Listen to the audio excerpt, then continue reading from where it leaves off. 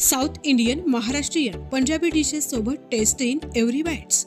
सांगलीहून येत आहे की सांगलीकडे निघालाय, मग आता तर इथे थांबावंच लागणार. प्युअर व्हेज जेवण व नाश्त्यासाठी एकदा नक्की भेट द्या आणि एन्जॉय करा हॉटेल डिलाईट बाईट्सला. स्वादिष्ट व रुचकर जेवणाचा आस्वाद घ्या. एकदा खाल तर परत परत या. जिभेवर रेंगाळणारी चटकदार टेस्ट. कौटुंबिक गेट टुगेदरसाठी लॉन ही उपलब्ध. आपले नम्र डिलाईट उद्योग समूह. आमचा पत्ता तासगाव सांगली रोड, कुमटे काकडवाडी फाटा, कोल्हापूर. Mobile number 8055 12 21 61.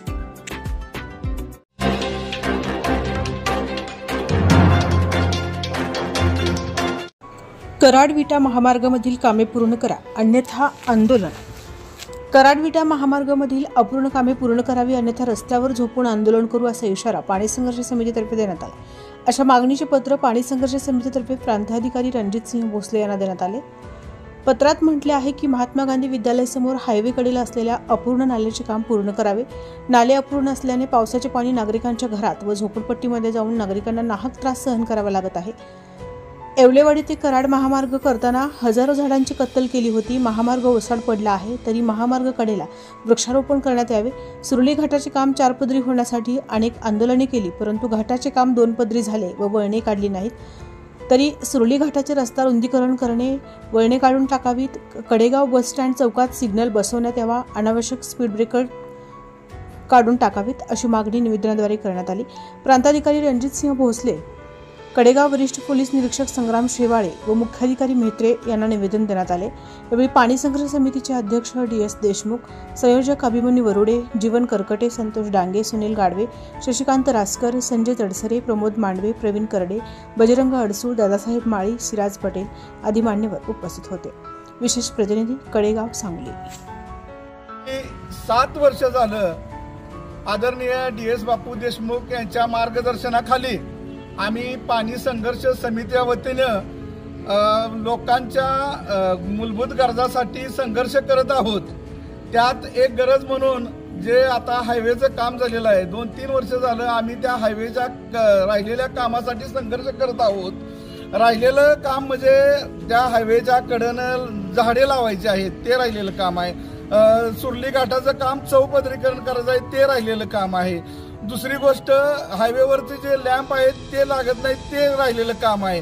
त्याचबरोबर हायवे पासून आपल्या लक्ष्मी मंदिरापर्यंत जे गटराचं काम झालेलं आहे, त्या गटराचं काम अपूर्ण असल्यामुळं आता ह्या पावसाळ्याचं पाणी हायवेकडून त्या वड्याकडे न जाता त्या तिथल्या घरात पाणी शिरत आहे.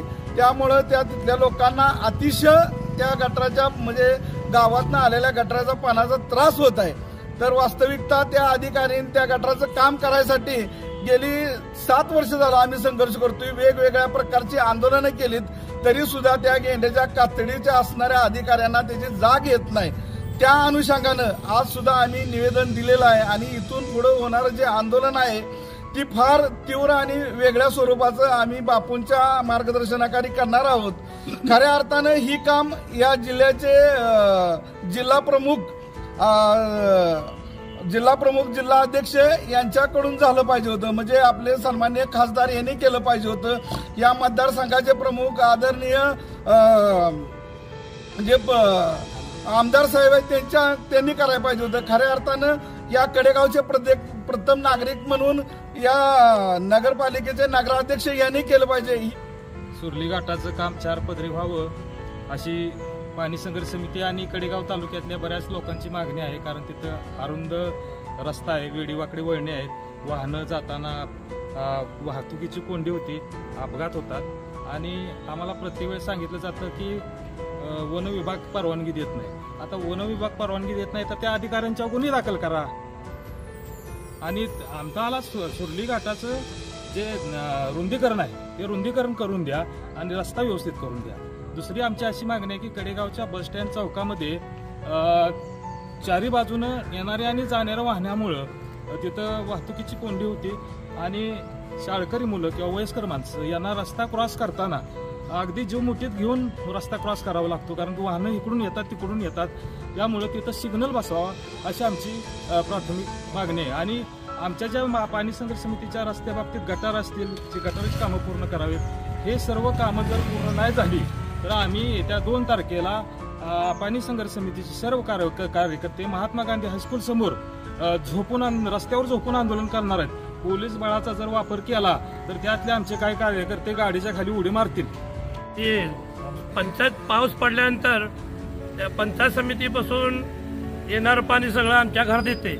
त्यामुळं सगळ्या माती ही सगळं साठते आणि त्यामुळं माणसाची आजाराची हानी होती. त्यामुळं ती काम पंचायत समितीपासून वड्यापर्यंत नाल्याचं काम पाठदिशी व्हावं ही सगळी अपेक्षा आहे. विजय असो पाणी संघर्ष समितीचा. विजय असो.